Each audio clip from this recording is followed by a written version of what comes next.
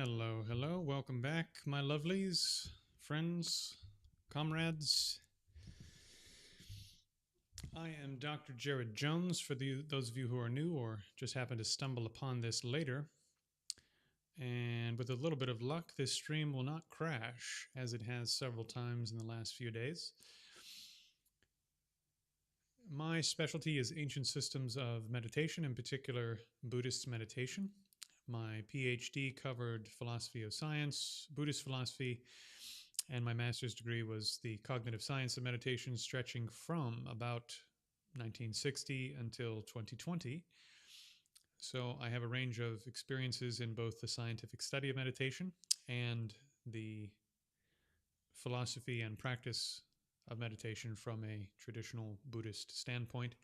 I've also spent about 5 years training in Taoism, and for a long time, I've had very interesting conversations from an interfaith perspective with fellow practitioners of different meditative systems. So it is on this basis, with the blessing of 3 of my gurus, that I've decided to start teaching some stuff. And my main passion, my main interest is helping lay people living in the real world learn how to train in meditation, be successful in this, and become actual accomplished practitioners.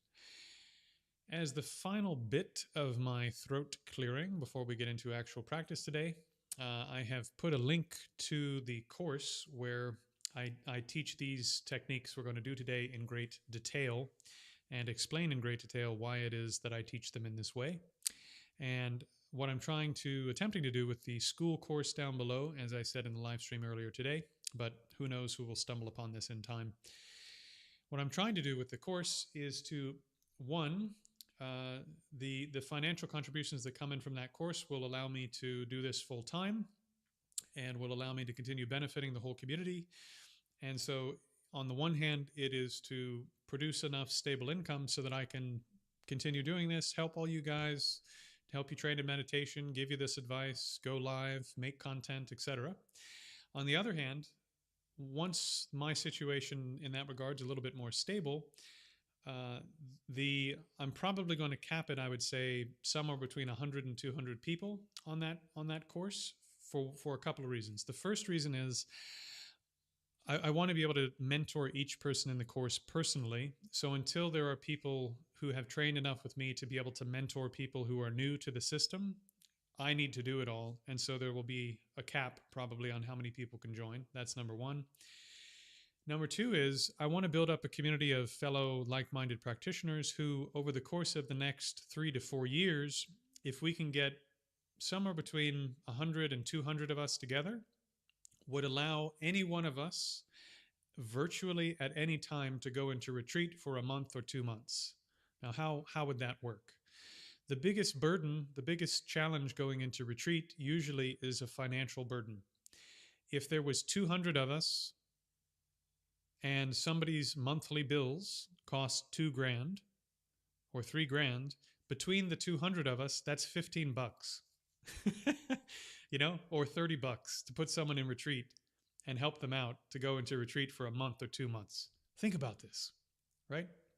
So if we can get together a community of 100 or 200 practitioners who are quite serious as lay people, then we can sponsor each other and help each other do really incredible, profound, deep study and incredible, deep, profound retreat. So the school course is where I'm sort of parking and building that community, so to speak. So on the one hand, you're supporting me being able to do all this, and on the other, you're sort of opting into what I see as a 2 or 3 year track to building a community of people who are quite capable as meditators, who know what meditation is, and who are interested in both supporting other people in intensive practice and doing intensive practice themselves. Aren't you guys getting tired of me? For goodness sake, we hung out for 4 hours today.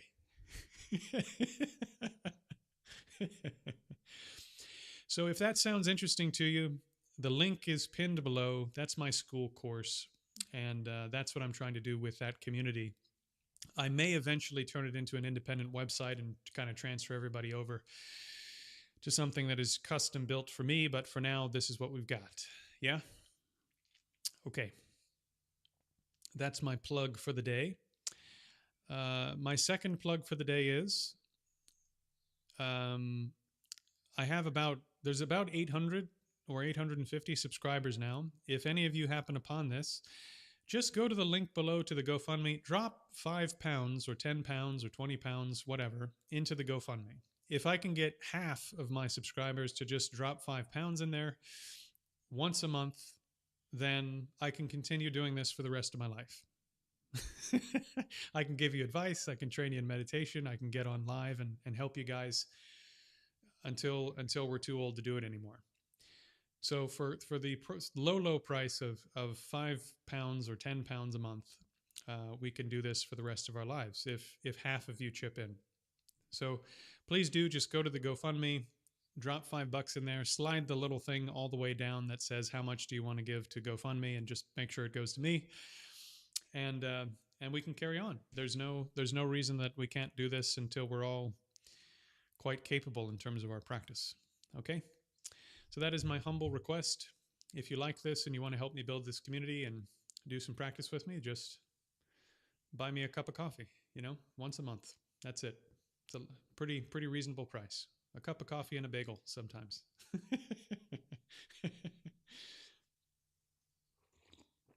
Okay. So super chats will be possible at 1,000. That's right. Yeah. So all of that is coming, but YouTube, it takes a long time to monetize. So we'll see how quickly I can get all that going. And I don't know what percentage YouTube takes, and that's also a big deal. Of course, it's convenient, but I've got to see what their fees are and such, because I want to make whatever you guys give me, I want to make it go a long way. I don't just want to be wasteful with, just because it's convenient or something. Okay, so today the practice we're going to do, if there's no questions or requests to get the day started, we're going to do, let's see. I think since there's quite a few new people in the room, we're going to do Foundation 1, which is intensive breath meditation. And then we're going to do, what does that say? Keep it up. Yeah, I'll do my best. So we'll do intensive breath meditation, and I'll give you a little bit of instruction on that practice and a little bit of justification for why I do that practice that way, okay? Good. Thank you, Kyle. That's good. So here's the broad picture. I was just got off a phone call with a lovely man from Ohio who's a Pure Land practitioner, and I had this lovely chat with him. Here's the thing. He described to me, for example, that he gets done with his day, and his day was very demanding. Bad things happen. Work is stressful. He has to deal with his family, etc. And it's really, really hard to pull his mind into the practice that he's doing. Does this sound familiar to some of you? I hope it does. Sounds familiar to me. So the technique that my guru taught me to overcome this problem for a real person living in the real world is you need an extremely forceful technique to pull your mind out of this extremely forceful distraction.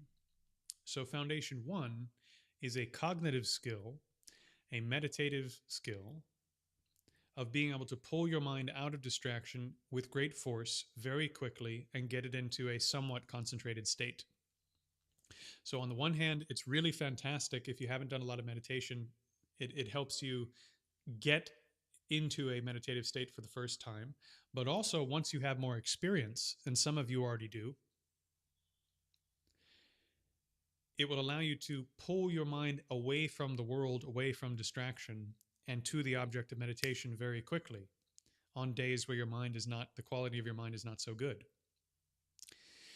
So it has this dual function. In the beginning, it works because your mind sucks and you can't do anything with your mind that you want it to do. And so you need something really powerful to make it do what you want to do.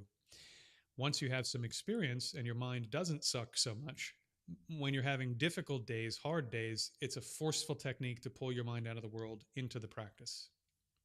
So this is the justification for why I train in it this way. And it's a very limited technique. If you were going to use breath to go further down the path, we would do it differently, but that's not what we're using it for. So if somebody teaches you a different kind of breath practice for retreat or whatever, it's not wrong.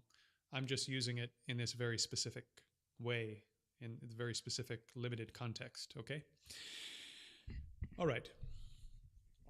So let's begin. If there are no questions, I don't see any coming through the chat here. Before I do that,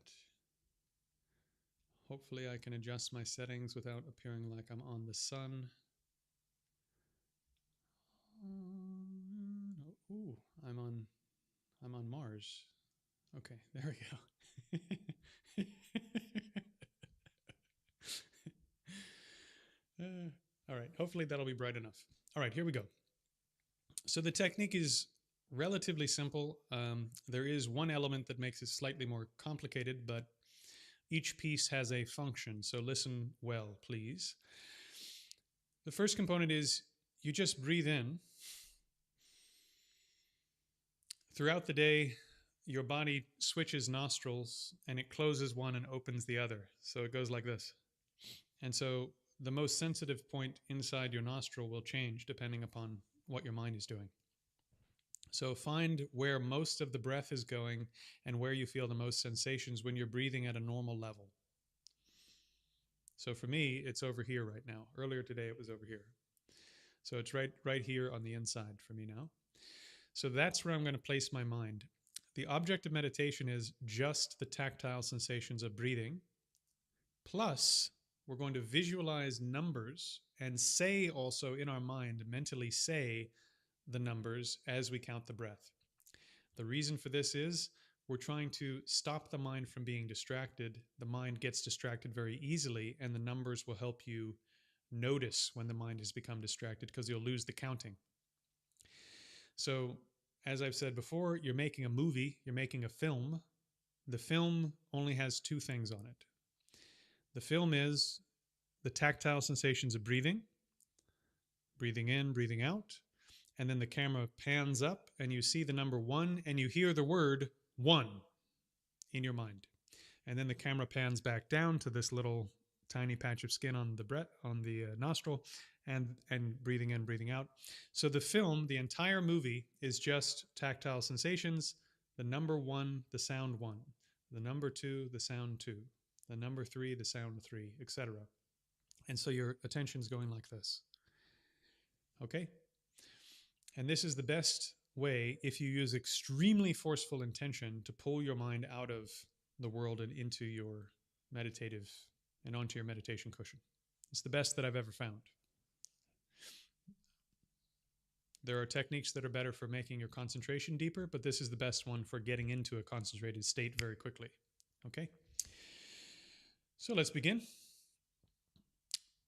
Right. So just breathe in at a normal pace. Find that patch of skin inside whichever nostril is quite sensitive. A critical component of this technique is we're going to count from 1 to 7, 7 back down to 0. When you get to 0, take a break for just one breath. If you need to adjust your body or you just want to look at the quality of your mind for a second, do it when you get to 0. That's your brief time to be distracted with something else during this practice. And then at that point, after 0, when you go back to 1, you carry on with the practice at full intensity, full force. So while you're on the breath and counting the breath, you don't move, you don't change anything, don't adjust anything, sit absolutely still as if your life depends on it. You keep your mind on the breath and the counting.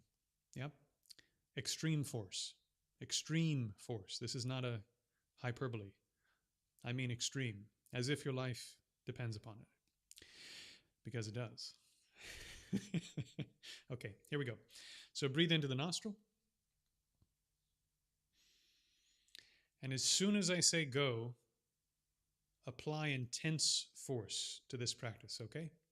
Here we go. 1, 2, 3, go.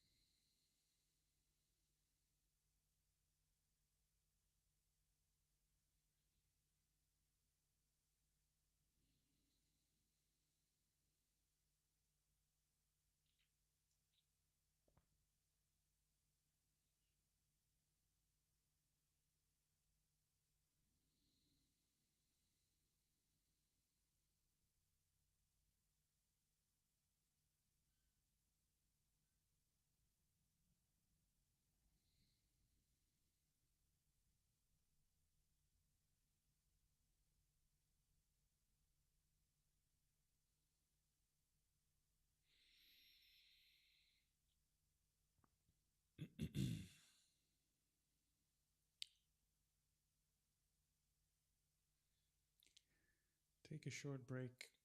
Don't move the body. Just keep everything where it is.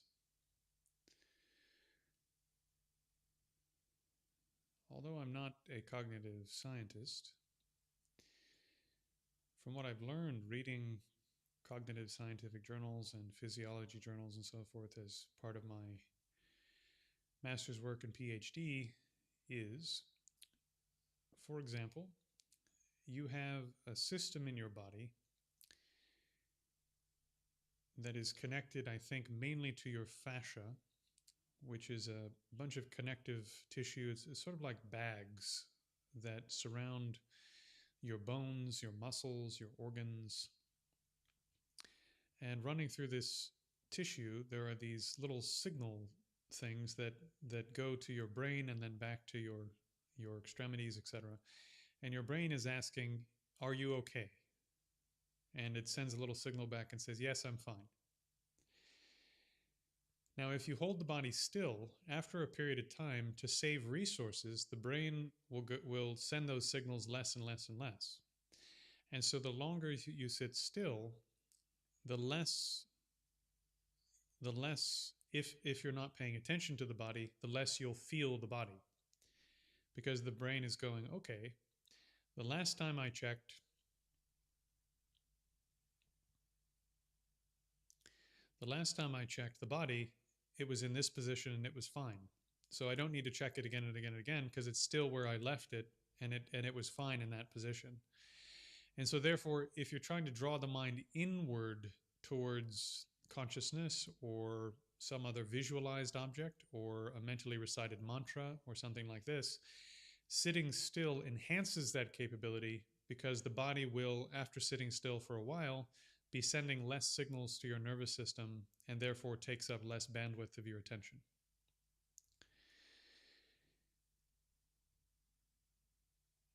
Let's see. So Cleric says, I remember yesterday using the analogy of the ball. I'm at the point where I'm frustrated at letting go of the ball. Good.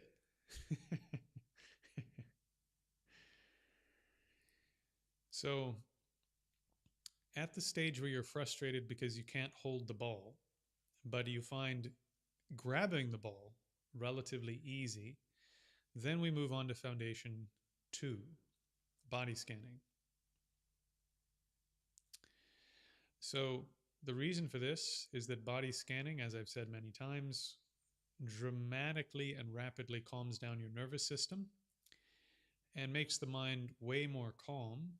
And therefore, since it's calmer, you enhance your concentration. So let's go into a body scan. If you can hold the ball, then you can pick up the ball, for example, that is your foot, and then put it down and pick up the ball that is your ankle, and then put it down and pick up the ball that is your calf, and so forth and so on. And since you don't have to hold it very long, and since you're switching to new objects constantly, which is more interesting than staying on one object, it's easier to follow along with that kind of meditation than it is to try to stay on one object. So you can train in concentration by moving objects, which seems quite strange, but it is a fact. So let's move on to Foundation 2, and we'll do a few minutes of Foundation 2. I'll do a sort of a chunky one, a short one, okay? So let's start with the left big toe.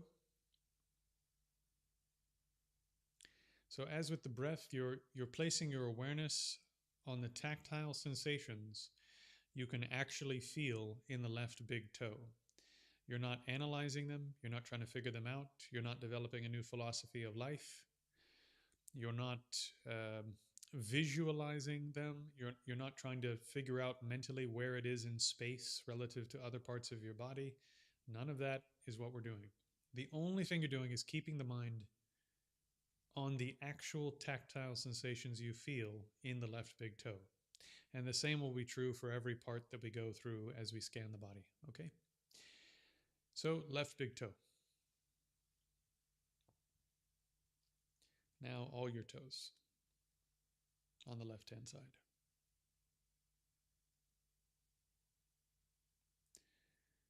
Now, the arch and the top of your foot. Your heel. ankle, lower part of your calf, middle, upper part of your calf, your knee,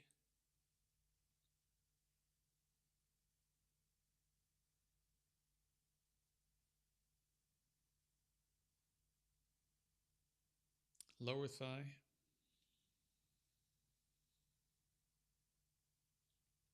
upper thigh,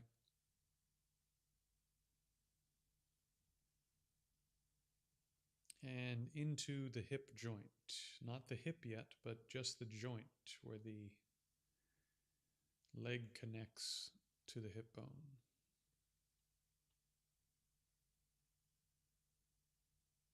Now your right big toe,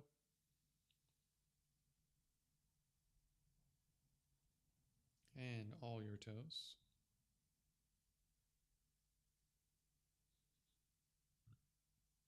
The arch and the top of your foot.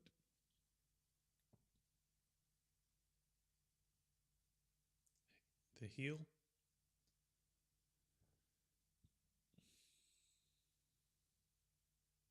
Ankle.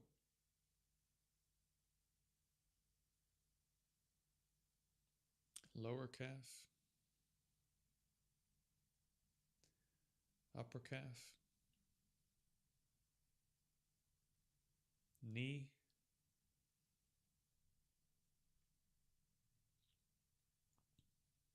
Lower thigh.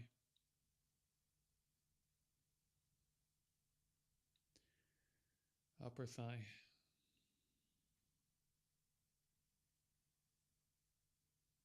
And into the right hip joint.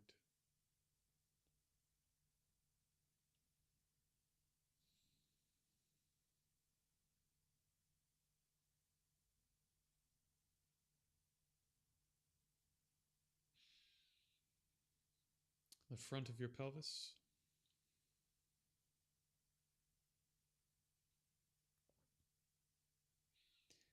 The back of your pelvis, including the buttocks.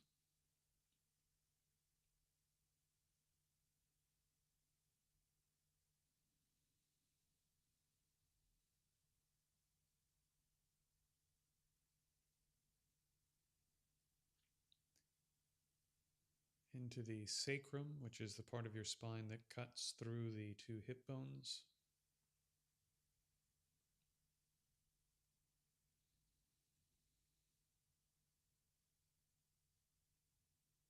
Into the tailbone.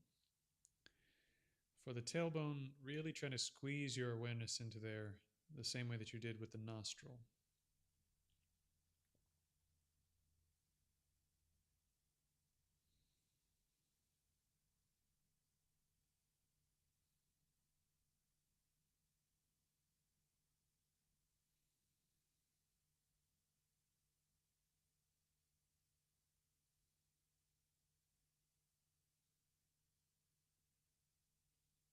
Now from there, bring it forward to the anus, perineum,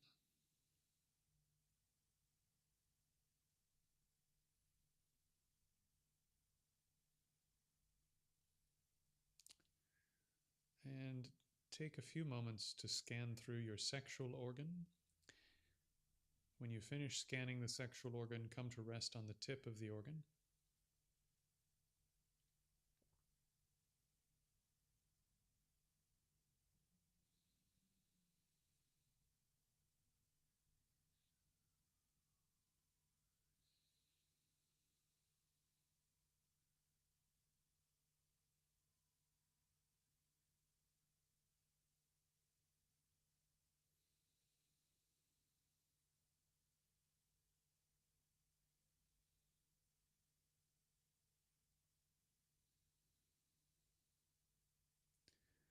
Now bring the awareness to the front of the waist, to the back and sides of the waist,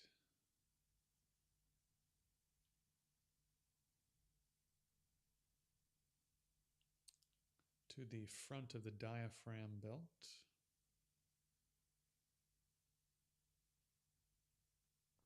and to the back of the diaphragm belt.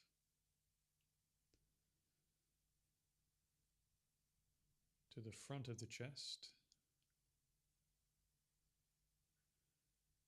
and the back of the chest, not including the shoulder blades.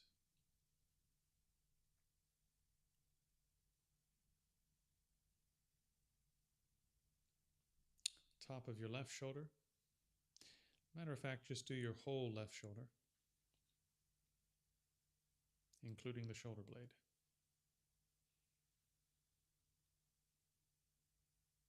The left bicep region.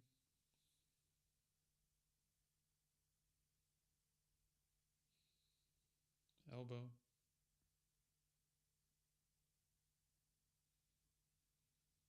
Forearm.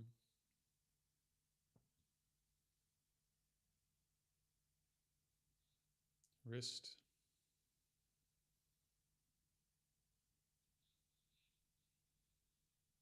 Palm and the back of your hand.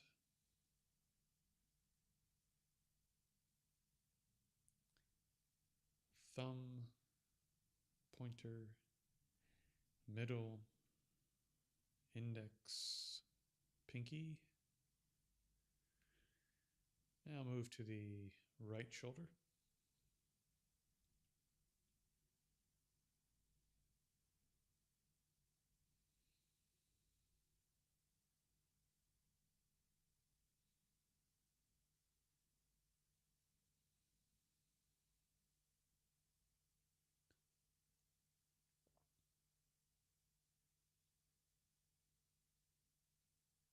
Right bicep.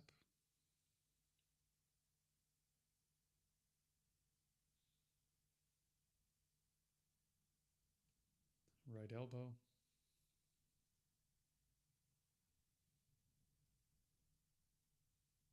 Forearm.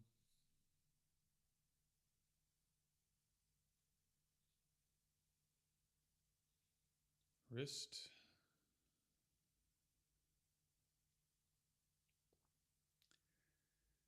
Palm and the back of your hand.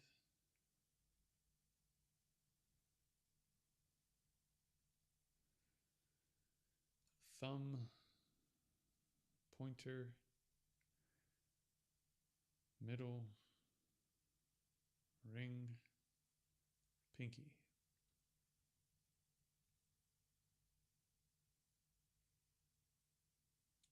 Bring your awareness now to the lower third of your neck. So that area where your neck connects up beneath your collarbones is part of the lower third and triangle of the neck, and all those connections from the neck into the upper part of the back, including the top of your shoulder blades, etc. That large triangle that connects the lower third of the neck to the shoulders and the trunk of the body.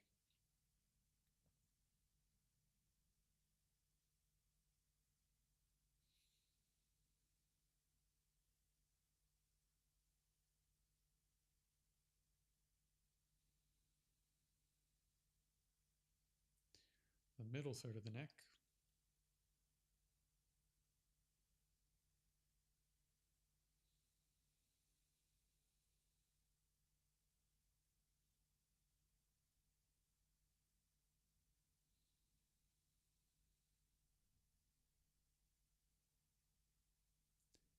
The upper third of the neck.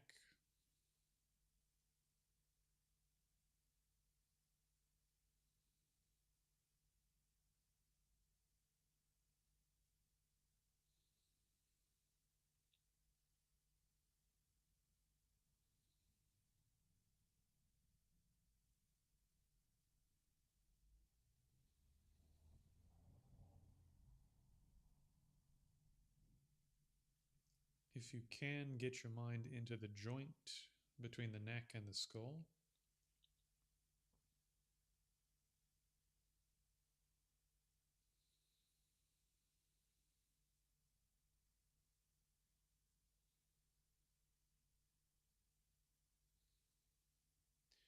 Now the entirety of the back, left side and right side of your scalp everything except for the top.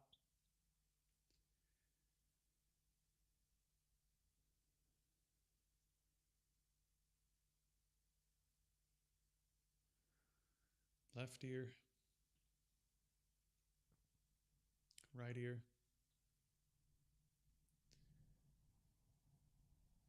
your forehead,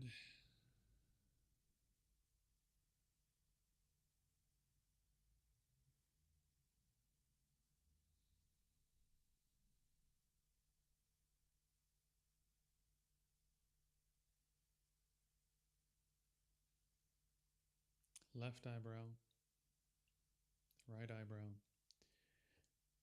left eye, right eye, nose,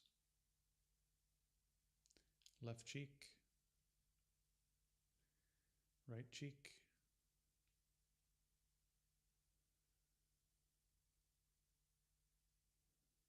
your upper lip, your chin, now your top lip, your bottom lip,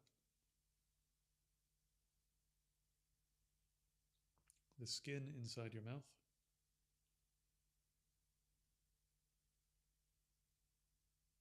your teeth,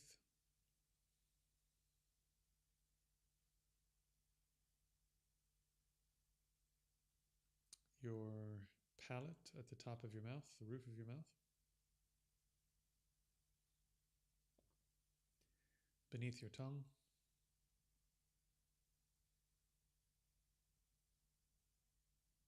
and your tongue.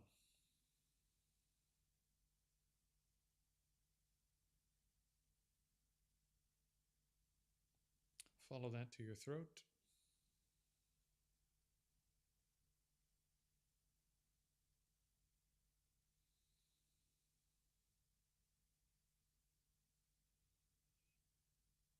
Now from the throat, take your awareness up through the top of the head.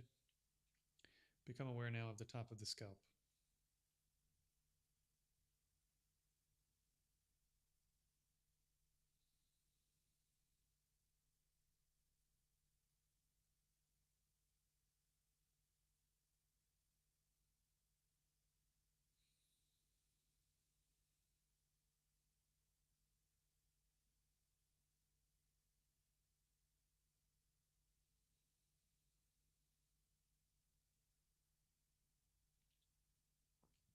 Now to complete this meditation, take your awareness down the spine, the back of the spine. When you reach the waist,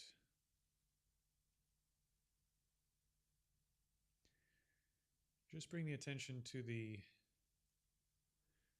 pelvis and the lower abdomen inside the waist region.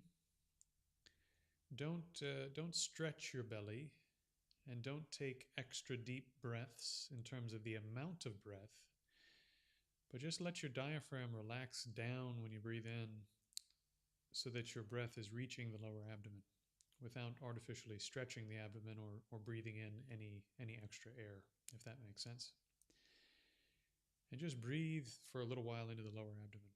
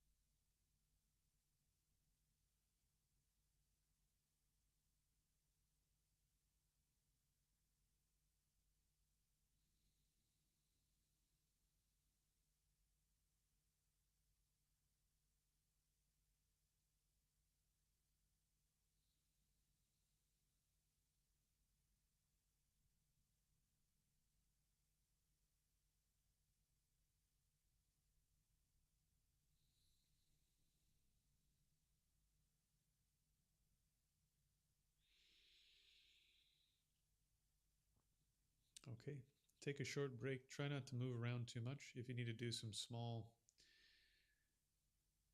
Confucian circles to loosen off the hips, you can do that, but do them slowly so that you don't stimulate the system too much.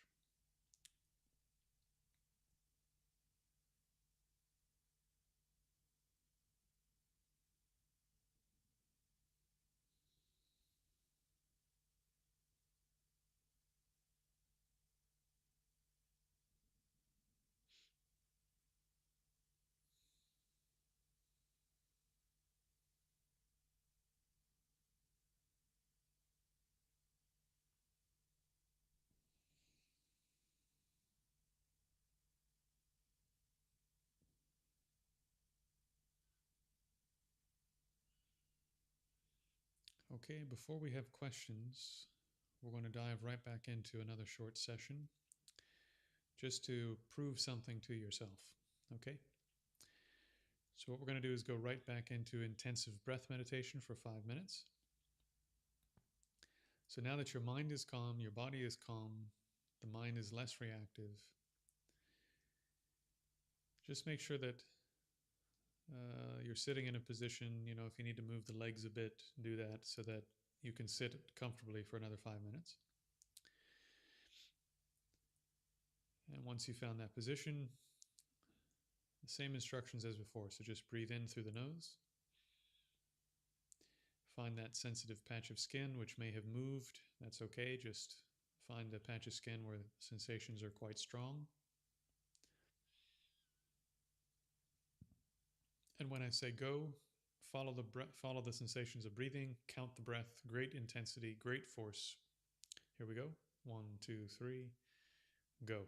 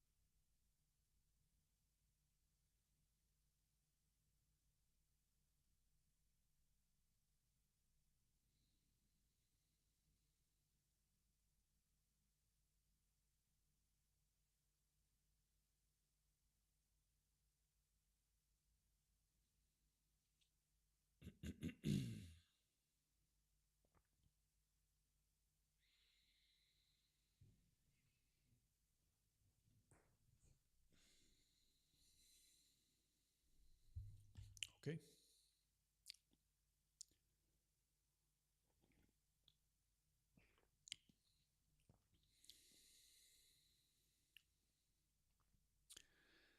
So I wanted to do a second session like this to show you that I'm hoping probably after doing the first session, you're struggling quite a bit, but you're able to contact the breath.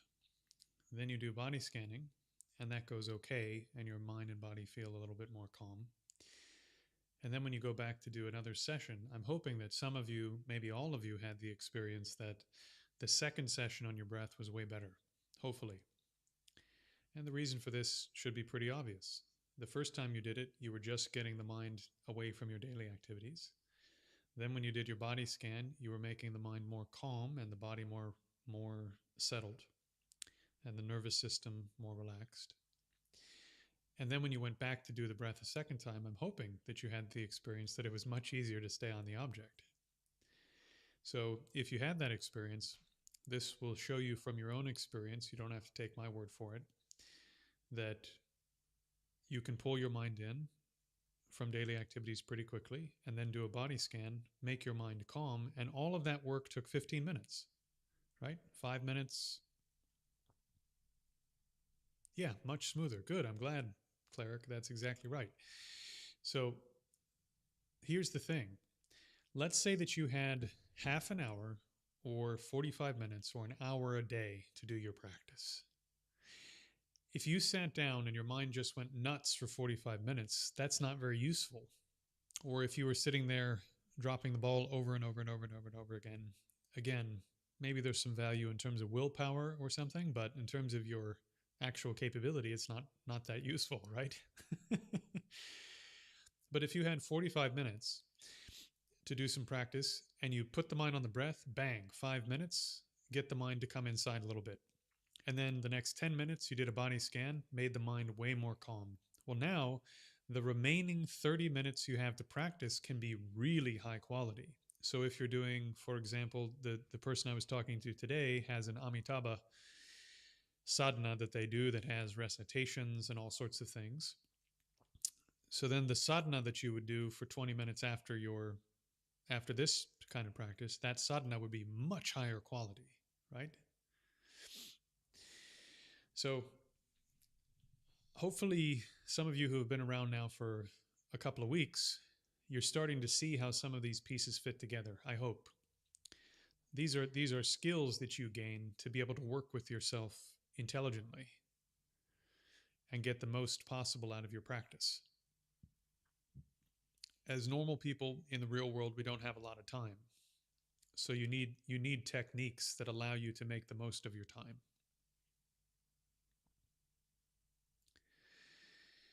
Right. Okay. Quite a few people here. Normally it's like 2 or 3 people. So please do. It's an open forum. Even if you haven't trained with me before, if you have questions about meditation, even if it's not the type that I teach lay people normally, please do just ask. You know, it's important. It's important to ask questions about your practice and actually to share experiences about it too, which I know is not very popular in traditional Buddhist circles, but my experience has been that if you don't talk about your meditative experiences, you just sort of thrash around without making a lot of progress because you don't know what is genuine progress and what is just, you know, useless effort. Matter of fact, Kamalashila, Venerable Kamalashila in the Bhavanakrama, at some point I'll look up the date for this text instead of just saying I can't remember it over and over again. But I believe it's again 7th to 8th century, 7th to 9th century, somewhere in there. He says, if you don't apply the correct techniques of meditation, it will be as effective as milking a cow's horn. It doesn't matter if you milk a cow's horn for 1,000 years, you won't get a single drop of milk. So the great masters tell us time and again that effort, no matter how much effort you put into a technique that won't work, it doesn't work. Even if you have incredible willpower and you're willing to put it 4 hours a day into a technique that isn't appropriate for your circumstances, it won't produce very much result, which is incredibly frustrating. So, what I'm trying to do is show you, both tell you and show you through experience, that you actually do, even as a novice, fairly new person to meditation, perhaps, have the ability in 15 minutes to make your mind quite calm, and then to do an actual session of practice where the quality is quite good. As Cleric said, the second session, he barely dropped the ball at all. Why? Because you prepared your mind really, really well for uh, that second session of intensive breath meditation. So this is my, yeah, it's my attempt to make this kind of sensible instead of mystical. And if we don't make it too precious and too holy, then you will have precious and holy experiences. I promise you this. I'm kind of like the skeptical guy who ended up having experiences that sound like mythological things. And that convinced me that this stuff is real. I'm an academic. I've been around academics for years who don't believe in anything. Strongly discouraged from discussing those sorts of things by other academics, etc. But because of the things I've experienced and seen with my teachers and experienced on my own, I'm convinced that this kind of training is real and it does something. To be as vague as possible. Okay. So now, do we have some questions?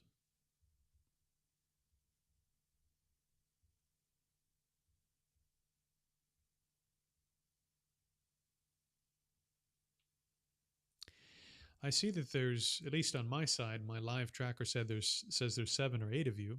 And so that to me means that there's a few of you here that I haven't seen before. So please do, if you have questions about meditation or your Buddhist practice more generally, or even if it's not directly related, but it's related to training and concentration, I'm happy to answer your questions.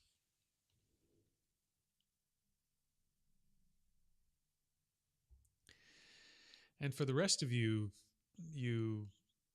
I don't know what to call you. On the internet, everybody has like a cute name for all of their people that do stuff with them. Someone has to come up with a cute name I can use for all the people that tune into my streams.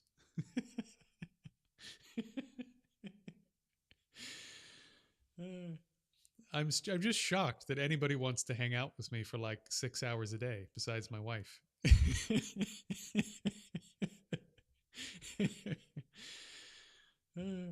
Okay. Colin Minecrafter. Okay. Colin J. Minecrafter. I learned sitting, walking, laying meditation at a Thai Buddhist temple in London. During the few years I was living there, what can I do to get back to daily practice to ensure that I'm not being futile? Great question. Let me read the next one and I'll get to all the questions here.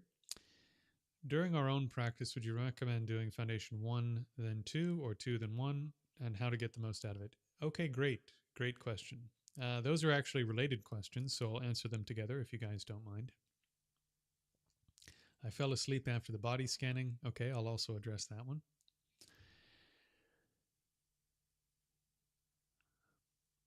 Very elite Confucian scholar, pious believer of Mahayana Buddhism.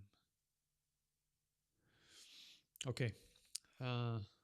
Interesting tidbit. Okay. So how do you get the most out of it without it being futile? So if I can be the lays, the city dwellers, how about that?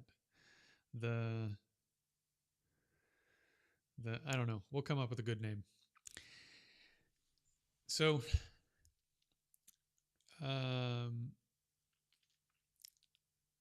it's difficult to explain and justify why I teach the techniques that I teach, because on the one hand, there are literally, I think, hundreds of reasons I've chosen these techniques in this order, in this way.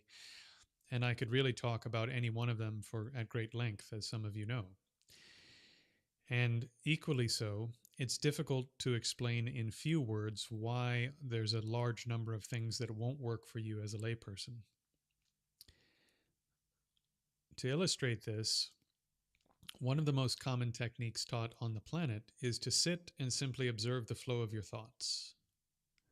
However, if you can't get your mind calm enough that it's not running around chasing your 5 external senses, then that technique won't be effective at making your mind calm enough to achieve any significant level of accomplishment in that practice. For that practice to work, you need probably 4-hour sessions. Most of my teachers, this is what they say. If you want to do just sitting style practice, an hour is like entry level. And if you want it to really produce results, you need to do 4 hours a day for a long time. And not like 4 hours by spreading it out throughout the day. You need to do a session that is 4 hours. That's one session.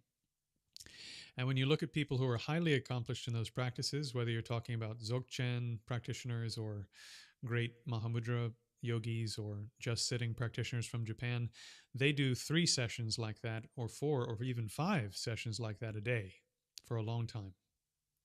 So that technique is extremely profound and effective, but it's only extremely profound and effective if you can do it for a long time every day, which is not most of us, for whatever reason. And I'm not judging you. But that's not where most of us are at. So what you need are techniques like we did today. What you need are techniques like what we need are techniques like we did today, where you can rapidly induce a state of pretty good concentration. Yeah? Just so that you can get your session started to do whatever the main thing is that you're actually going to do for the session. So if you want to do mantra practice, or if you're a tantric practitioner, or if you're going to do sadhanas, or you're going to recite sutras, or you're going to do the other practices that I teach in the 5 foundations, I recommend you start, generally speaking, with focus on the breath. Do that for 3 to 5 minutes, depending on how your day is going, and then go into body scanning, because that'll make your mind very calm, and then go into your main practice, because this will give you the most for your time. And then the question becomes to address your point more carefully and precisely about laying down, standing, walking, and then real life practice. Again, the way that I teach is the particular techniques I've selected those techniques so that you can get them off the cushion and into more and more activities, because life is too short as a layperson living in the real world, and time is too short for most of your practice to rely upon you sitting down and doing nothing. You need to be able to practice while standing, while walking, while working, while talking to people, while doing complex activities. If you can't do your practice at a high level while you're doing those things, you can't do enough practice for it to be profoundly transformative. You might be slightly nicer, slightly better by doing a little bit of practice. And if you do retreats, that'll help. But eventually the effect of the retreat wears off, right? I was just talking to somebody today and he said, yeah, you go into a retreat 10 days and then within a short period of time, it was great while you were in there, but the effect wears off and then you're back to normal, basically. So you need techniques that can take the benefits of what you're doing on the cushion and what you're doing in retreat, and you can bring it into real life. So let's talk about laying down, standing, and walking. Okay. So I wonder if any of you could hear that. That was crazy. So consider, for example, the way that I teach standing practice. You would do your breath meditation seated, and then you would do your body scanning standing. And then once you could do body scanning standing, then you would do what I call, well, it's actually comes from the Taoist tradition and the internal martial arts tradition. It's called maintaining the 5 points of awareness. This is a bridging technique that allows you to be aware of the whole body eventually. It's one technique that really helps, and it's a technique you can do all day long. You can do it anytime. Yeah. And by the way, those of you who are putting questions in the chat, leave it all there. I will get to you. I've just got to, I've got to go one by one. So when you maintain the 5 points of the body, you can do that in a standing position. And then in a safe environment, let's say, you can learn how to do it while walking back and forth in your room. And then you can learn how to do it while you're walking your dog. And then again, I always say, don't try to do all these practices while you're operating heavy machinery or driving, because it will distract you from that and you might get hurt. And I don't want to be responsible for that. Just do your work and drive when you're doing your work and driving. Okay. But eventually, like, for example, now while I'm talking to you, I'm maintaining the 5 points.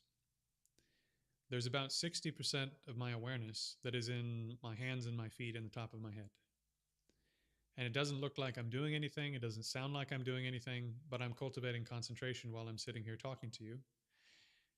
And the quality of my conceptual thoughts completely changes, because I actually can't hear any thoughts whatsoever, because my mind is engaged in concentration while I'm talking. So it's a bit weird. It's not like I'm thinking my thoughts and then the words are coming. It's sort of like the words are coming out of the empty space in my mind. So then it doesn't look like I'm doing anything, and therefore I can carry on talking and I can train in concentration while I'm doing ordinary activities. And then if I change this again, for example, to the 6 directions, so front, back, left, right, up, down, now I can hold the 6 directions and talk to you. So this is an even more expansive type of concentration on the body that comes from the Mahamudra tradition of the Tibetan systems. Again, you can do this all day long. It don't matter what you're doing, while you're talking, while you're engaged with other activities. And therefore, if you do this intensively in retreat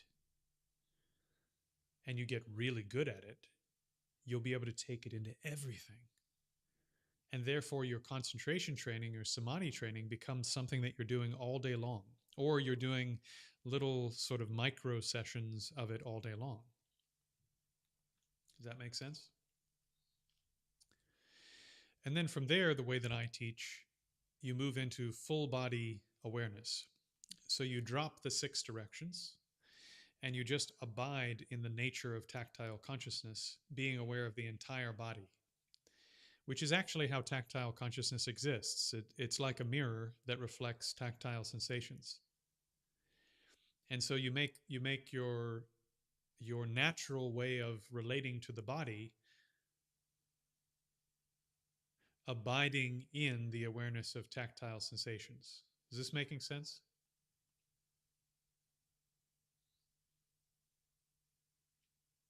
Yeah, you need to do it. This is why I train it in the way that I do. You need to be able to do it seated, then you need to be able to do it standing, then you need to be able to do it moving. So which is why you move into walking. And then from walking, you take it on the road, where when you're walking from one place to another, for example, you maintain the 5 points, or you maintain the 6 directions, or you maintain full body awareness. And then once you can do that sort of fairly easily while just doing basic physical movements, then you can start taking it into more complex things like talking to people, listening to someone, having a conversation, doing your work at work. And therefore, because you're taking your mind, because you're taking your practice off the cushion and into more and more and more of your activities, your ability to generate a state of concentration will become more profound over time on the cushion. So then the cushion, all the work you're doing here, you're just extending it out over the course of your life. And then when you get over here to your next session of meditation, your mind is still in at least a semi-concentrated state before you've even started. So the quality of your practice starts to go up pretty quickly. So again, it's difficult to just sort of say, it's like this. You just do it like this and this is what happens. But broadly speaking, that's how it works. If you want to have more profound concentration and take more of it into your life, you need to train taking it into your life, and you need techniques that are suitable for taking into real life.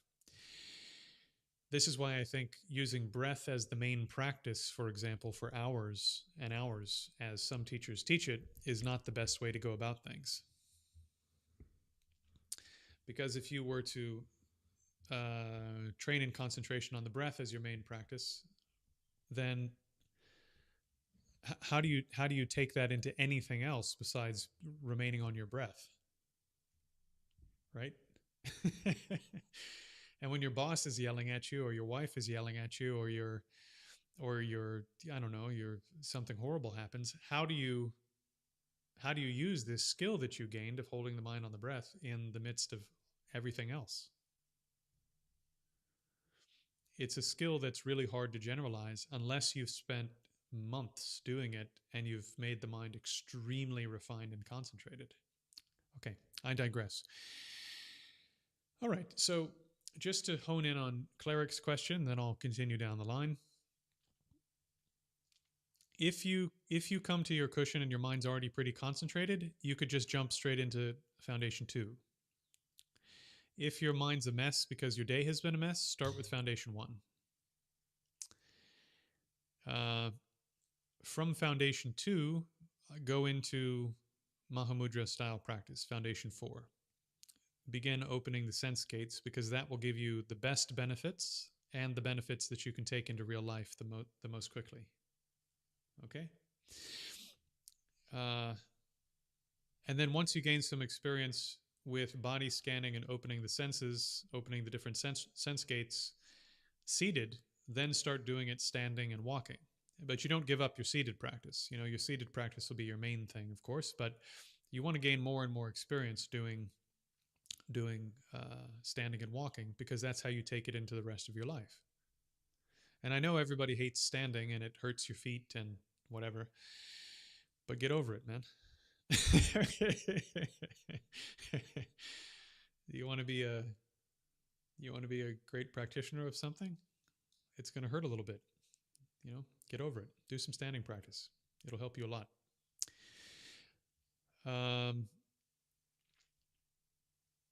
Okay, so the 06201980 says that they fell asleep during body scanning. Really glad that came up, actually, because as I've said in this stream before, if you read Kamalashila's great text and the commentaries from the Tibetan tradition on training and meditation, the biggest problem that you have once the mind has a little bit of concentration is that the mind gets distracted by the fact that there's less conceptual thought and the mind is more serene. And it distracts inwardly. When it distracts inwardly towards that calm, less thoughts, less conceptual activity mind, when it distracts inwardly towards that, instead of remaining fully with the object, like the breath or the body scanning, for example, then it goes unconscious. It falls asleep. So to overcome that problem, you have to make the mind more lucid, more awake, more aware, in the same way that if you were driving somewhere and you hadn't slept very much, you would kind of go, okay, awake. I need to wake up, need to be awake, need to refresh. And you just sort of summon more of yourself and bring it to the activity. That's how you overcome that sleepiness. And eventually it goes away. You will have that problem more in the first 2 years or so of training in meditation, and then it becomes less. So sometimes in the early stages of meditation too, if I don't know how long you've been practicing calling someone the is a really interesting experience. If you're still here, I don't know what your background is, but if you haven't been training a long time, the first 2 years, 3 years, sometimes just training and concentration itself, because it's a tiring activity, will make you sleepy. And before you have some ability to summon your mind to your object with great force, which is Foundation 1 in the way that I teach, it's better to do that rather than body scanning first, because if you do body scanning, your mind will tend to fall asleep. Again, there's a method to the madness. There's a reason I put the techniques in the order that I did. Body scanning is really great at making your mind more calm, but if you make the mind more calm before you can place it on an object with great force, it'll fall asleep. So this is why Foundation 1 comes before Foundation 2.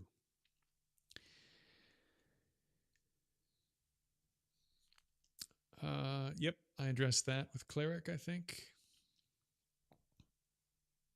Oh. Talking about Japanese traditions, okay. I was fortunate enough to receive introductory empowerments into both the Tiantai and Shingon traditions. Oh, okay. Yeah. Yeah, that's fantastic. I have a kind of, I really, really want to learn about Tendai and Shingon. I don't know where, there's something in me has just been planted very deeply, and I've never had the opportunity to study them at any great level, and I really want to. So at some point, hopefully, I'll have the opportunity to do that.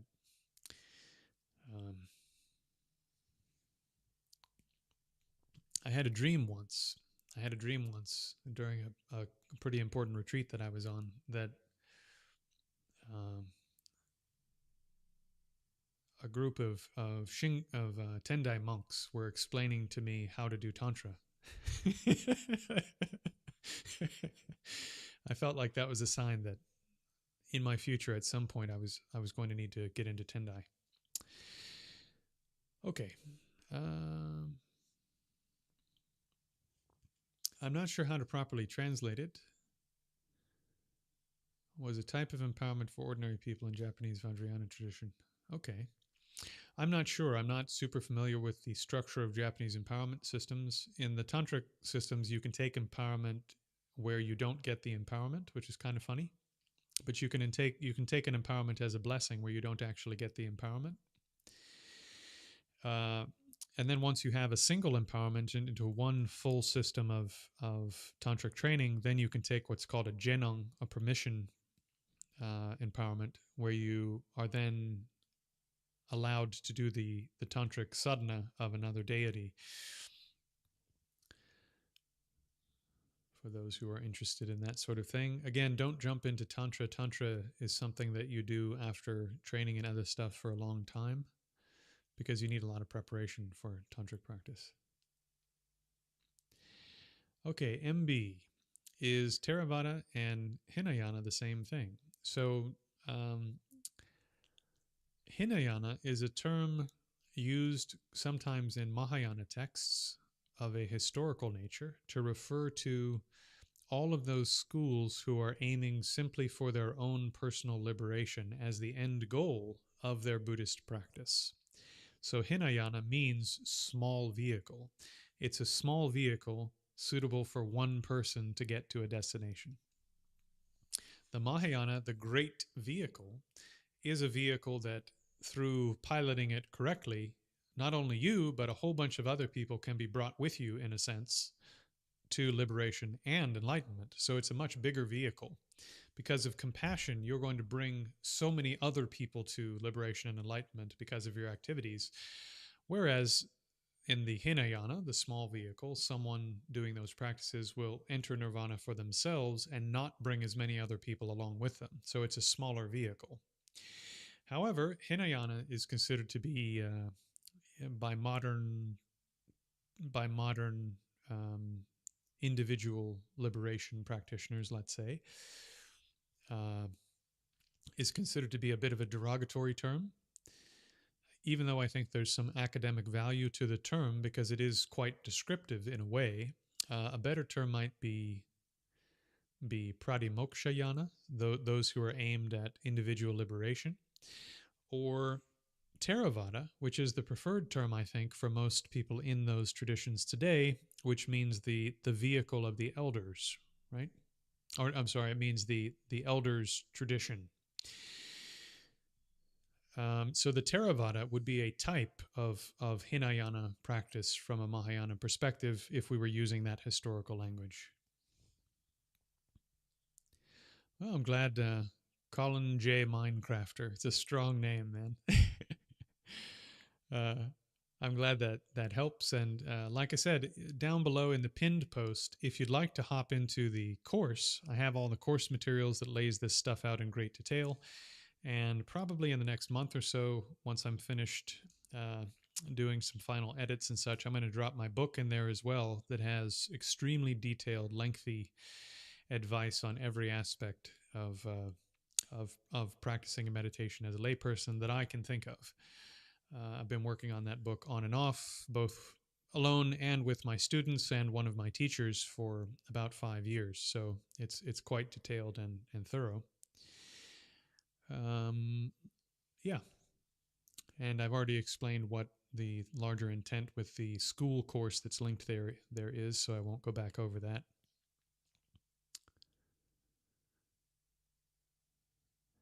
Use guys.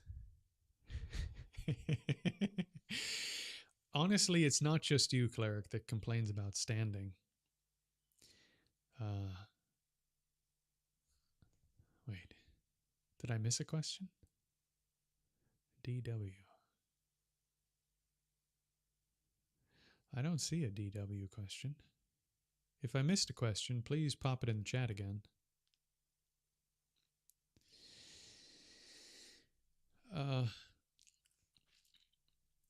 Yeah, people don't like standing practice. Standing still is a surprisingly demanding activity. As I say in the course materials, ambitious, got it. Ambitious.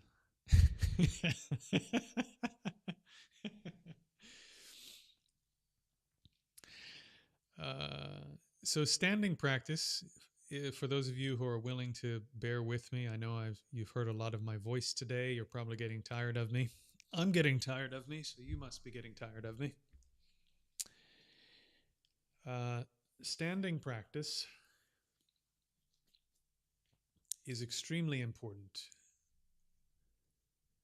Standing practice in terms of the Chinese medical arts and internal martial arts is renowned for making your body more healthy, making your body more strong. In terms of Taoist medical practices, standing practices will make you so much stronger, more focused, and better. I mean, it's extremely transformative. The challenge with standing practices is that because you're standing and you're standing in a particular way that I describe in the course, uh, to get a little weird on you, since you guys have been with me for almost 6 hours today, you end up pooling chi, end up pooling this sub-physical substance in the lower part of your body, and this begins to open the channels and so forth in your legs and your feet, and that will register to you as electrical and burning sensations in your feet and your ankles and your calves, and it'll move its way up to your thighs and so forth, and it's incredibly painful. It's not comfortable. It's not nice. But this also trains you in willpower, trains you in some other things that are worth having. So not only does it give you decent health and will make you stronger and blah, blah, blah, but also once you can do this and you can stand this way, you can, again, create this bridge where you can do really, really profound practice of concentration without having to be sitting down to do it, which is an incredibly useful skill for people that aren't living in a cave. Once you can do powerful concentration like this, then you can also take it into a simple activity like walking, amongst the most basic activities we have. So then you can, having accomplished good concentration while standing, you can then do it sort of in your private little room or space and develop concentration while moving the body. Then once you can do that, you can take it out onto the sidewalk when you walk your dog or you're walking to your car. Then once you can do that, you can develop it to the point where you can have a conversation while developing concentration internally. So you can create bigger and bigger circles sort of in the bullseye. You know, the bullseye is you sitting down or laying down somewhere training in concentration, and you make the bullseye bigger and bigger until, what is it, the book of Musashi's Book of Five Rings, you know? More and more and more of your life becomes the training, and not in some weird self-sacrificial, I'm going to be some, everything's going to be the training, and no, it just becomes the training. Okay, ambitious. And please do this as being a Hindu who loved Buddha and his philosophy. Yeah. I don't mind. You know, you could be Eastern Orthodox. You could be Muslim, Sufi. I don't care. As long as you want to do the training and you want to make some progress, and you can apply the skills that you gain here to whatever tradition you're in, and that makes me perfectly happy. And eventually, through doing these practices, you'll have experiences, in my humble view, that will lead you toward Buddhist kinds of realizations. And those are going to be Buddhist kinds of realizations regardless of what tradition you're in. So again, it doesn't bother me. You know, call yourself whatever you want. I want you to gain realizations. I don't want you to gain names and titles. You know?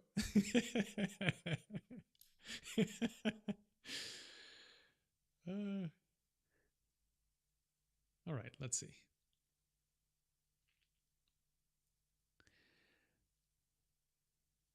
Ambitious. Okay, Tai ZJ. One of the head temples in the Shingon Buddhism still preserves the Vajra that its founder Kukai brought from Tang Dynasty over 1,000. Wow, that's incredible. Can you send me a link or something for that? I'm sure that there's images or something of that. I'd love to see that. 2:30.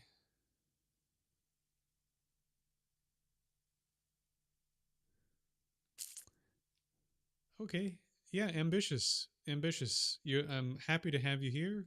Would love to have you train with me more seriously. If it's within your means financially, as I mentioned before, if you join the school course, I'm putting together a group where, first of all, that's where I've parked all the resources. I put all the resources for the type of training that I do in that course. And I'm going to put the book in that course. So it's linked in the comment there below. And again, if that's within your means, join that community. And part of that will be that eventually, when we have 100 or 200 people, that we can help sponsor people that want to do retreat and more hardcore practice. Also, I'm going to be leading more retreats in the near future. I'm going to be leading retreats where we do the practices that I'm teaching much more intensively and go into more detail. So stay tuned for that. I'm sure some of you are interested in that already. And yeah, once we have a fair number of people in that course, that'll provide me with enough resources that I can do this full time and teach you guys and do all this stuff so that the whole community can benefit from this. And then those who are training a bit more hardcore with me through that course, eventually, after 2-3 years of work, there will be some people in that group who have enough retreat experience, enough study, and enough actual meditative experience that they can sort of become leaders in the community, so to speak. And so that's where we're headed. We're going to build a community where we can all do more practice and more training, including myself.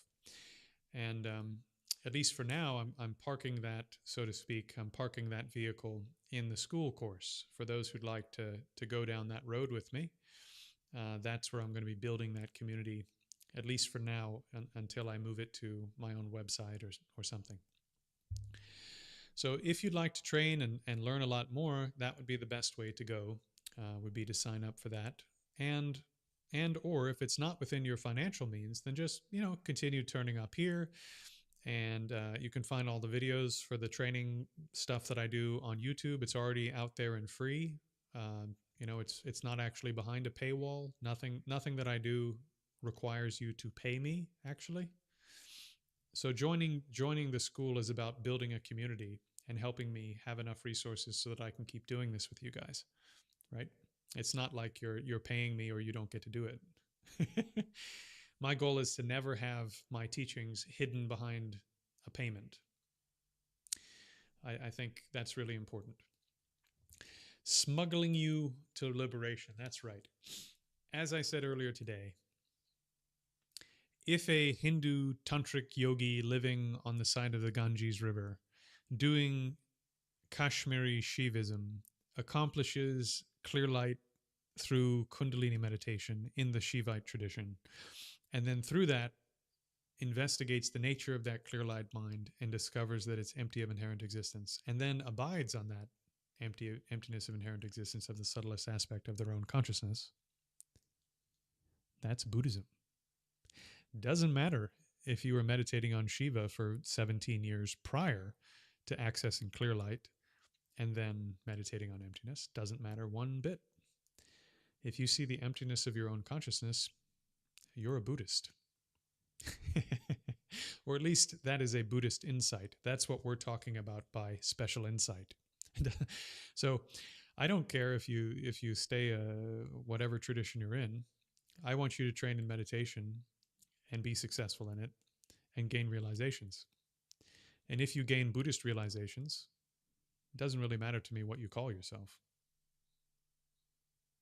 I think it helps to be Buddhist because there's other tools and techniques we have that aren't there in other traditions. But I know from experience training people that aren't Buddhist. You know, one of my students is Jewish. One of my students is Eastern Orthodox. One of my students, kind of, sort of adjacent. He's not quite a student, but he's kind of on the edge. Was a Hindu practitioner. So it doesn't bother me. Okay. Anyways, I'm not seeing the link. Would anyone like to do a bonus session of practice, or are we kind of worn out? Has it been a long day for everyone?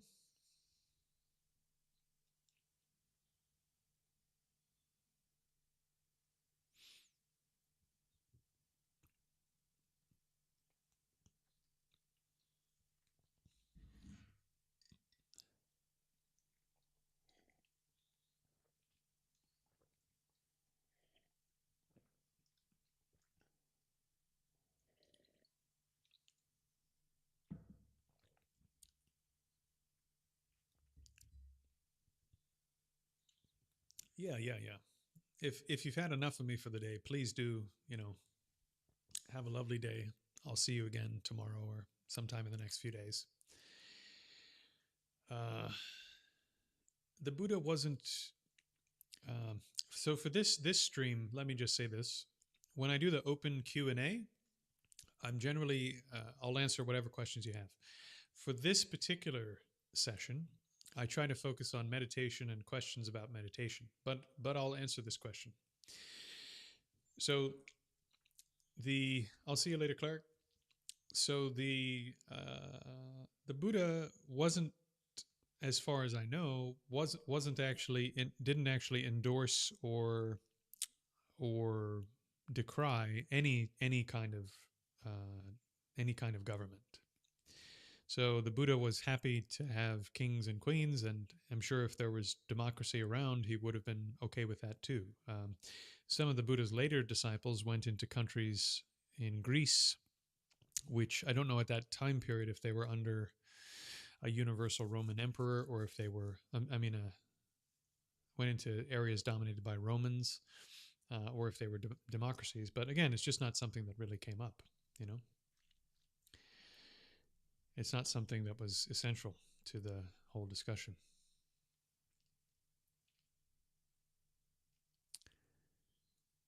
Oh, well, here's the thing, Ty. Put it in the comments for the video of the live stream instead of the live chat.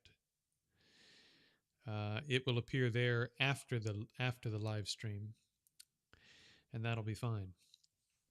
All right. Well, for those of you who'd like to stick around a bit, why don't we do one more session of practice because I'd like to do some practice anyway. So this is just you and me. If you'd like to hang out and just do a bit of practice with me, we can. And if you're too worn out for the day, then head off. I'm in the mood to do a bit of Gandaharan, the Gandaharan region, which I think is modern day Afghanistan, if I'm not mistaken. So it went to the Greek or the Roman Empire, I can't remember. But yeah, it's a really important archaeological discovery relatively recently in the last 10 years. It's really, really important for establishing the history of the Mahayana. Okay. So I'd really like if some of you are interested to do a bit of Mahamudra style practice, which is resting on the nature of your consciousnesses. This is more difficult, more complicated than the previous practices, but also more profound. If it's too difficult for you to follow, then just do some body scanning or something. That's fine. Or just call it a day. But if you've already trained with me for a while, this technique will be something that you're aware of and is quite effective, quite powerful. So we'll start with opening the tactile sense gate. For those of you who are new, what I mean by a sense gate is that for information to reach your mental consciousness, right? In Buddhism, you have 6 consciousnesses, not just 5. You have the 5 external ones: touch, seeing, hearing, smelling, tasting. And then you have consciousness, which has unique objects. Vision sees colors and shapes. Your hearing hears sounds, smells, tastes. Touch feels tactile sensations. Your mind, which is a sensory organ in Buddhism, is able to generate and detect mental image. So if you visualize, for example, a Buddha in front of you, your eyes can't see that Buddha, but your mind can generate the image, yes? And it can see the Buddha image that you visualized. So your mind has unique objects, just like the other senses have unique objects. Your ears can't see colors and shapes. Your eyes can't hear sounds, and so forth. So your mind has unique objects that are just mental. Okay? So you have 5 external sense gates, and they're gates because that's how information comes in through the outside world and ends up being able to contact mental consciousness, mental awareness. So if you'd like to contact mental awareness in meditation, if you'd like to contact pure consciousness, first it's very helpful as a person who's not going to spend years in retreat to tame your 5 external senses first. So Mahamudra style practice is about taming your 5 external senses, and then once those are tamed, pulling your attention inwards and resting on that 6th consciousness, that 6th sensory consciousness, mental consciousness. Okay? So the basic technique that's taught generally is to open your awareness in 6 directions for each of your senses. And then you abide on the nature of those consciousnesses by pulling back from the 6 directions and resting in the nature of those consciousnesses. It's very complicated sounding, but we'll go through it step by step. And I'd say we'll probably do about 30 minutes or so of this practice for those who are interested. Please do stick around. If you're not interested, don't worry about it. We've been at this a long time today. Some of you have been with me quite a while today, and I won't be offended if you want to head out. This is more for me than you. Okay, so first just bring your mind to the body. We'll do a very quick body scan just to get the mind back into the body. So bring your awareness to the left leg, right leg,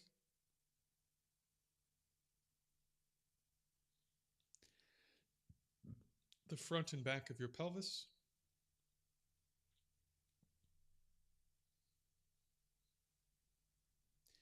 and your anus, perineum, sexual organ.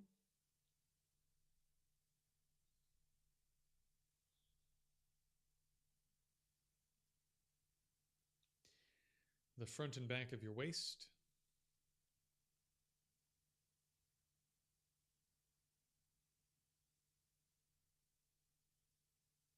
the front and back of the diaphragm region,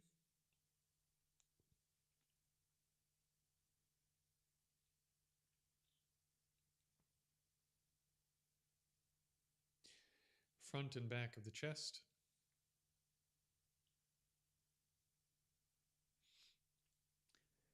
your left arm, including the shoulder blade in the back,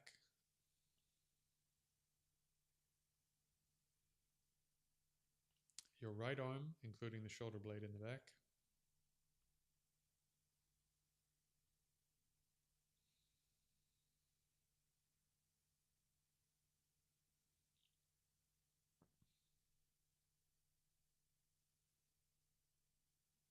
the lower third of your neck,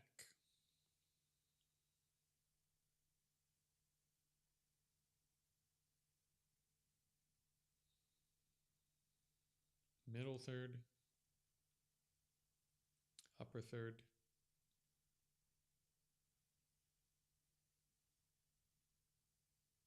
and just allow your mind to take in the whole of your head.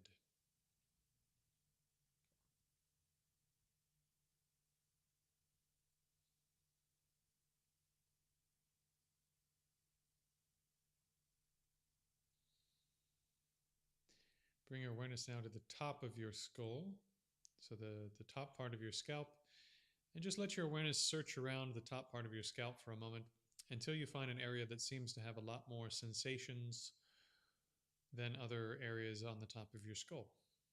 And then hold your attention there.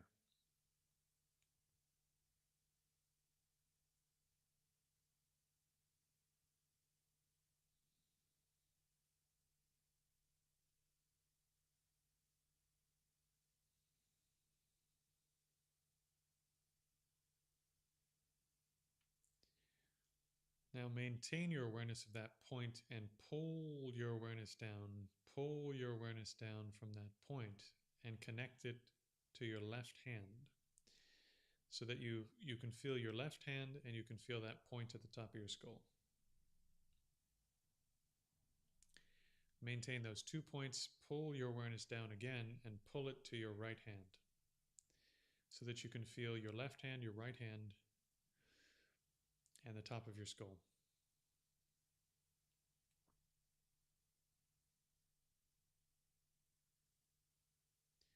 Pull your awareness down again from the top of the skull to the left foot. 4 points now. And finally, pull your awareness down to the right foot so that you can now feel your top of your skull, left hand, left foot, right foot. 5 points. And just hold those 5 points.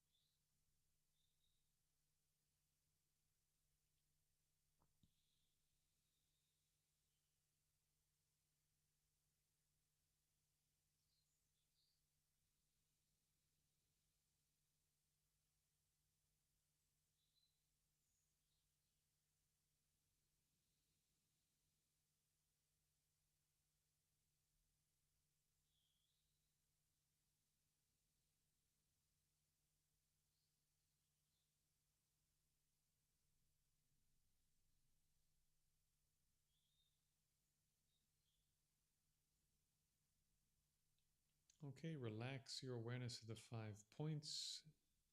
Just become aware of everything to the front, everything facing the front.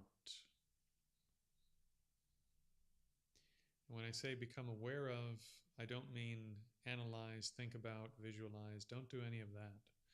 Just feel tactile sensations facing the front.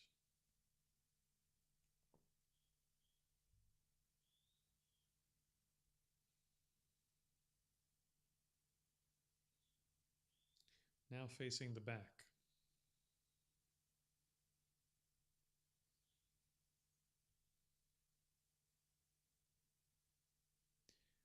Now release that, facing the left.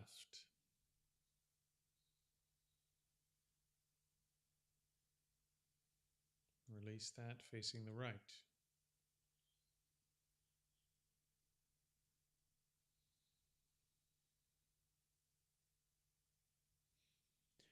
Release that, facing up.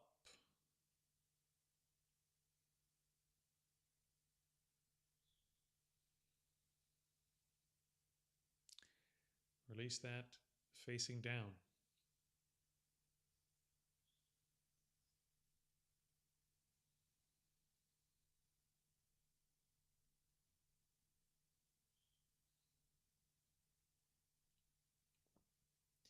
And release that. Now we're going to combine some of the 6 directions, so become aware of everything facing to the front and the back.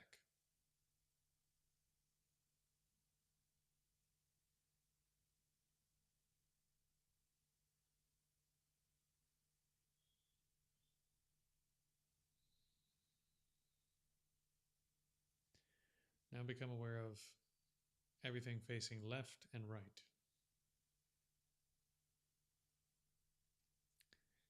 Maintain those 4 points for a moment. Front, back, left, right.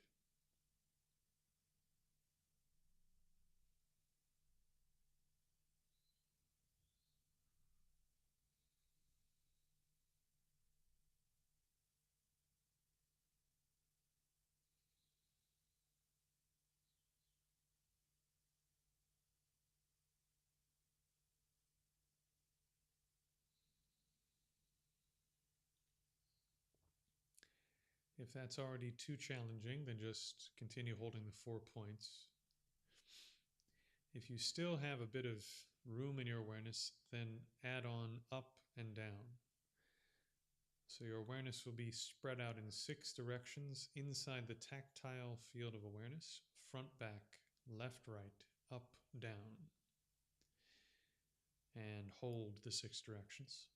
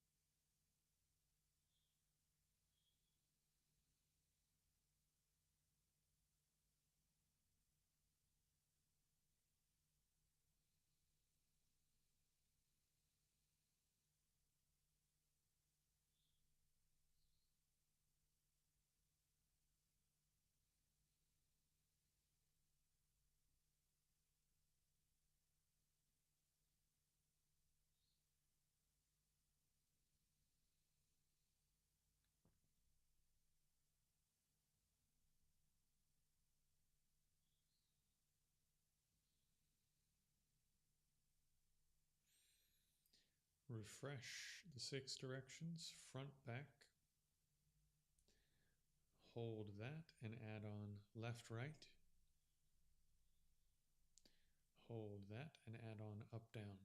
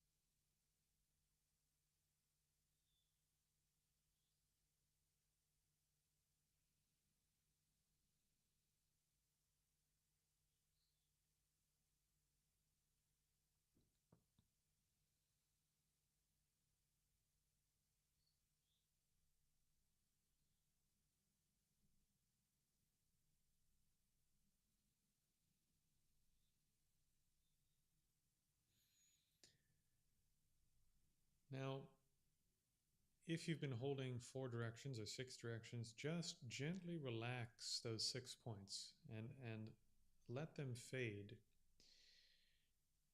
But keep the mind's awareness spread out inside tactile awareness so that you're aware of the entire body. This is going to be different than holding the 6 points because your awareness, your tactile awareness now needs to simply exist as it is. Intentionless, choiceless, mirror-like awareness. So you're not holding any particular object, you're just letting tactile awareness exist in its natural condition. It gives rise to tactile experiences, and it is aware of tactile experiences. So keep your awareness fully spread out inside the tactile body, and let it be like a mirror.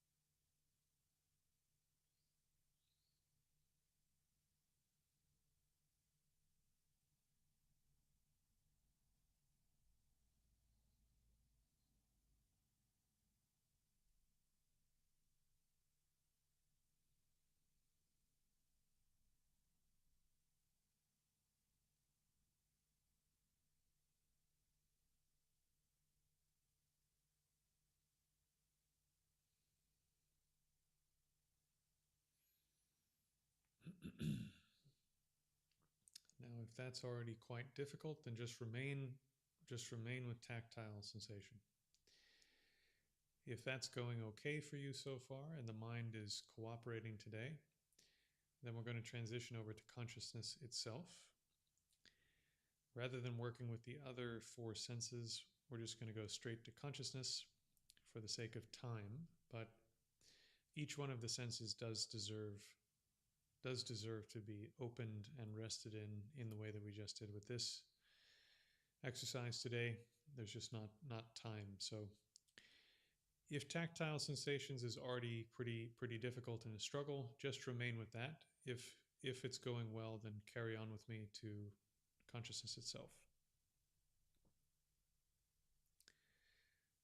So to rest on consciousness itself, you begin by becoming aware of mental content. Recall that each of your external senses has unique objects. Your eyes see colors and shapes. Your ears hear sounds. Your nose smells. Your tongue tastes things. And the body feels tactile sensations. Your mind has unique content that isn't detectable by the other 5 senses. It has memories, motivations, intentions. It has mental images, which can be pictures or sounds or smells or tastes that your mind experiences, but are not experienced by your other senses. So whatever comes up, just let the mind rest like a mirror without making any decisions, without making adjustments, without judging, without adding to what's happening, and without taking away from what's happening. Just like a mirror doesn't care what appears in the mirror, it simply reflects whatever occurs and continues remaining in a reflective state. Exactly like this, don't make any decisions, don't make any judgments, don't analyze anything, don't figure anything out. Simply rest in decisionless, choiceless, intentionless awareness. And whatever occurs in the mind, simply become aware of it.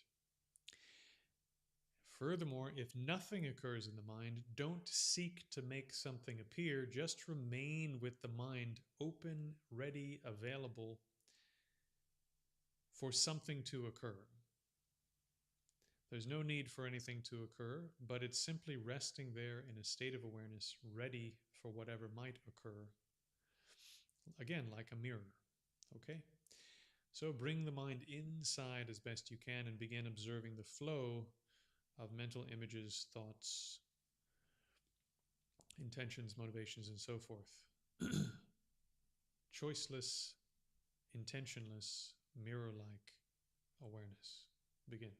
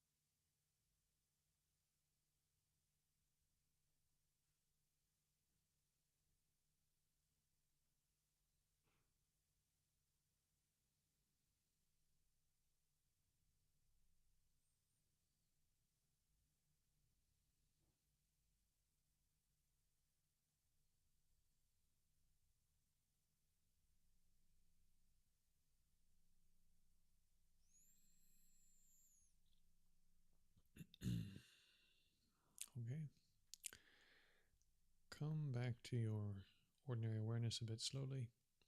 Try not to move the body too quickly right away. Let the awareness fill back into tactile sensation.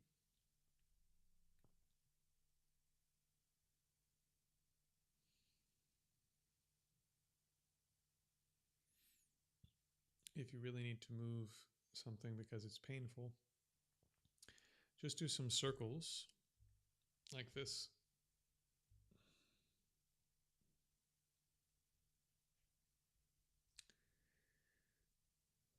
This comes over from the Confucian tradition.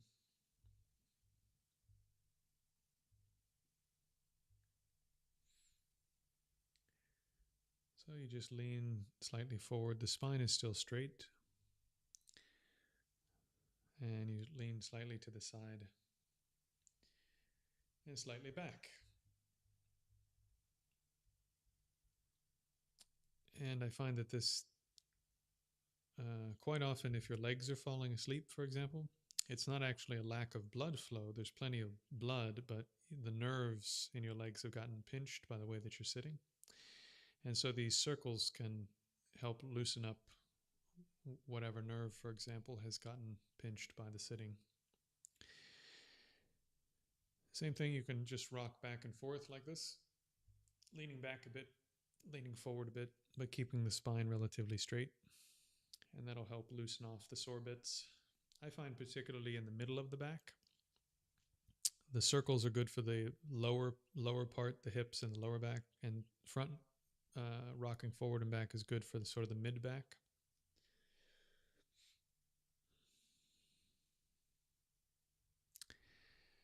And then most of the pain you get in the upper back and the neck actually comes from the shoulders. So there's a technique that comes over from the Taoist meditation traditions where they say it's like a water wheel, but bicycle wheels, I think, is the best analogy for modern times. So I'll show you from the side.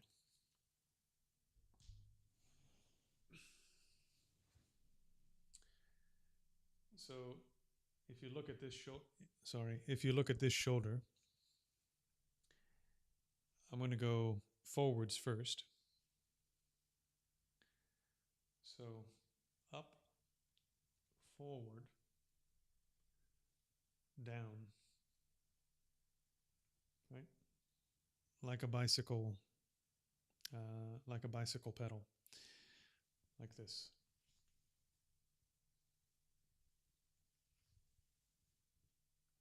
Now with my other shoulder, I'm also going to do the same thing, but it's going to be at the opposite part, just like a set of bicycle wheels, so bicycle pedals. So watch.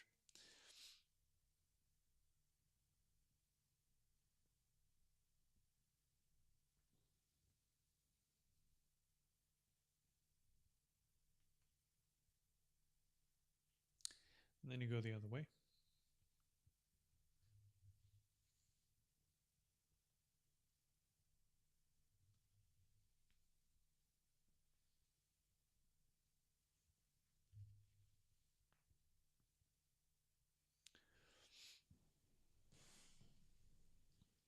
And in particular now, the very top of the spine and the neck. Quite often when we feel pain in the neck and the very upper part of the spine, what we're feeling is not actually tension in the neck itself, it's tension in the shoulders. And so if you squeeze the shoulders up like this, up in a V towards the back of the neck, you tense those muscles really tight that are already tensed. So you squeeze them like this so that you can gain control of them again, and then you relax them. And you should feel, if you do that a couple of times, that the muscles on the back of the neck relax. It doesn't matter in terms of rotating the shoulders. You can do it at either point. It'll also help your salsa dancing.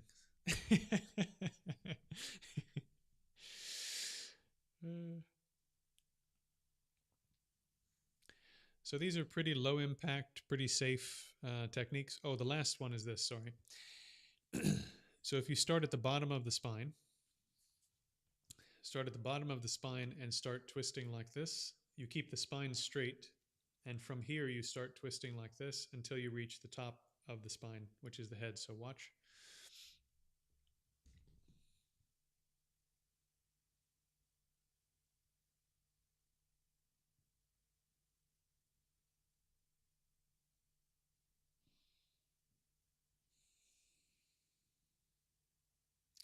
And then likewise, when you release, you start from the bottom and you just relax the bottom of the spine. So you don't turn it back. You just relax and it unwinds and you end up back in the middle. And then same thing, you go the other direction, starting from the bottom of the spine and working your way up, twisting sort of one piece at a time all the way to the top.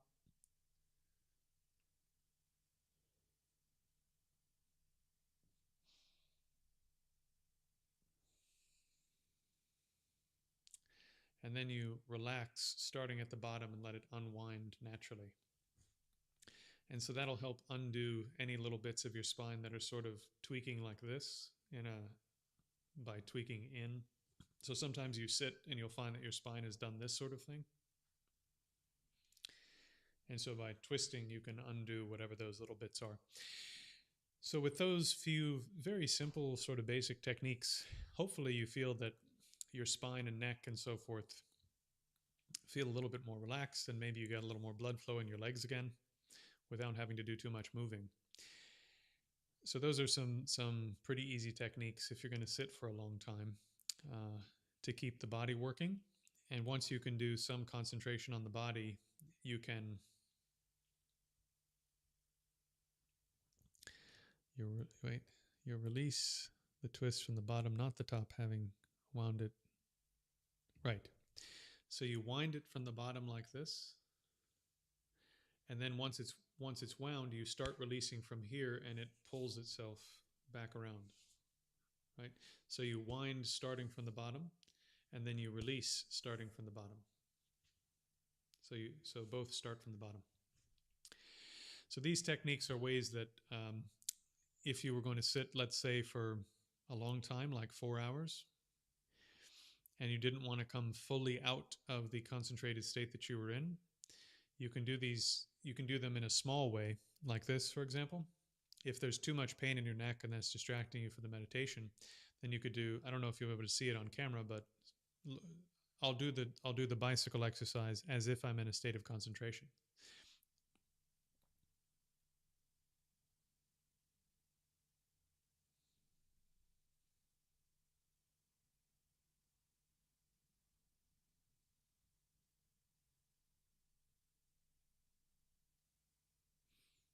So you see that little tiny movement, maybe, if you kind of zoom in.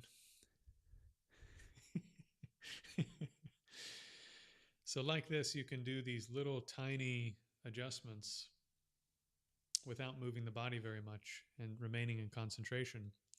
And then your mind only comes, let's say, I don't know, 20%, 30% out of concentration to make your adjustments. And then you go back in to 100% into your meditation.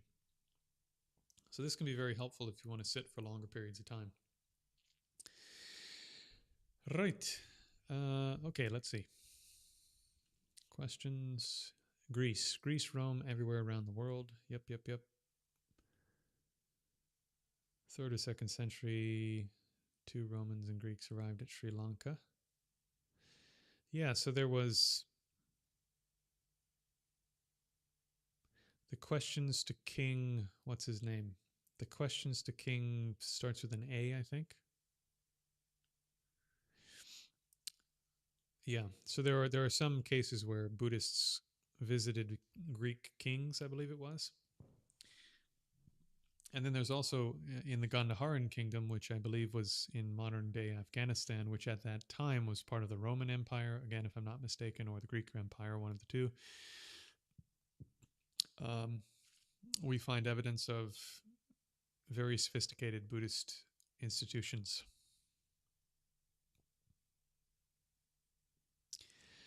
Okay, my friends, we have been together for quite some time today. Once again, this will be my final request for the day. If you find this stream later, it's towards the end of the month.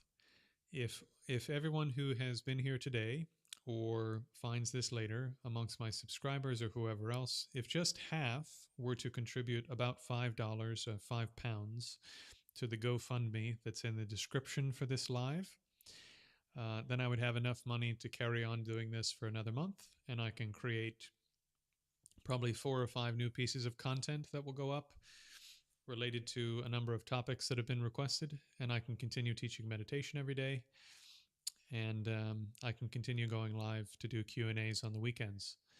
So if this has some value to you, it really only takes, the cost of a cup of coffee and maybe a bagel, £5, £10, £20, whatever you can afford. And if just about half or so of the people that find this material were to do that, then I can carry on doing this for the benefit of everyone. So it means a lot.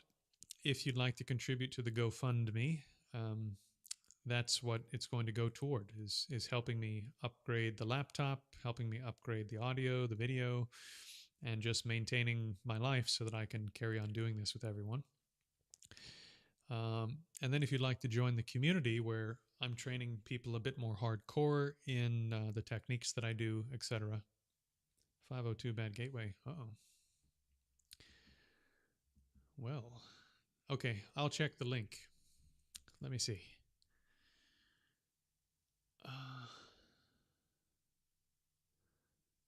Daily meditation class.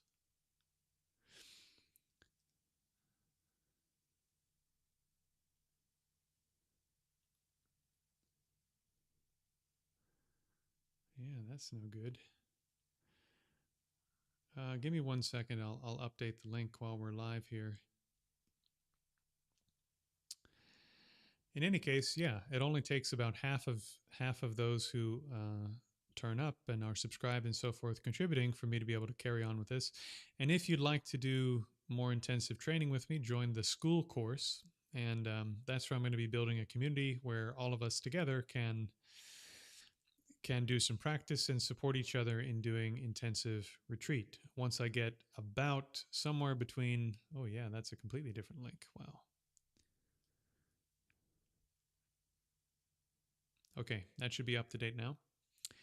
Once I get somewhere between 100 and 150 students, then it becomes quite affordable for us to help each other go into retreat for long periods of time.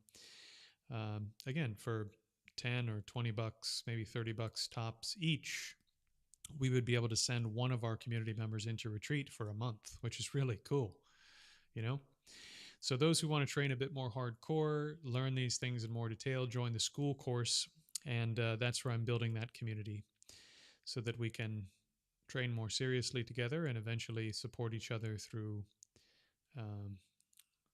sponsoring more intense retreats and so forth. And yeah, keep an ear out. I'm going to be probably in the next couple of months, I'm going to be announcing an intensive retreat. So those of you who want to do retreat, I'll probably do another 5-day retreat sometime soon. But of course, I want to make sure it works for everyone's schedules. So look for my posts on YouTube about upcoming retreats, okay? All right, my friends. That link for the school and the GoFundMe should be up to date. And thank you for being here. Thank you for attending. I will see you tomorrow. Hope to see you very, very soon. Cheers.